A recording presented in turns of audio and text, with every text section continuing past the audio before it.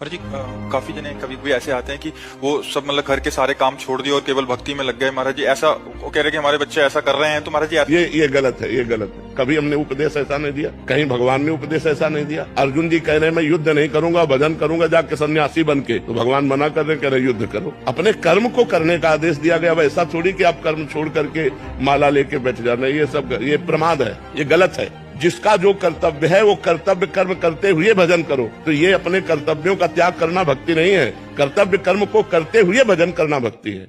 पर जी काफी जने कभी कभी ऐसे आते हैं कि वो सब मतलब घर के सारे काम छोड़ दिए और केवल भक्ति में लग गए। महाराज जी ऐसा वो कह रहे कि हमारे बच्चे ऐसा कर रहे हैं, तो महाराज जी ये गलत है, ये गलत है। कभी हमने उपदेश ऐसा नहीं दिया, कहीं भगवान ने उपदेश ऐसा नहीं दिया। अर्जुन जी कह रहे मैं युद्ध नहीं करूंगा, भजन करूंगा जाके सन्यासी बन के, तो भगवान मना कर रहे, कह रहे युद्ध करो। अपने कर्म को करने का आदेश दिया गया। वैसा थोड़ी कि आप कर्म छोड़ करके माला लेके बैठ जाना, ये प्रमाद है, ये गलत है। जिसका जो कर्तव्य है वो कर्तव्य कर्म करते हुए भजन करो। तो ये अपने कर्तव्यों का त्याग करना भक्ति नहीं है, कर्तव्य कर्म को करते हुए भजन करना भक्ति है।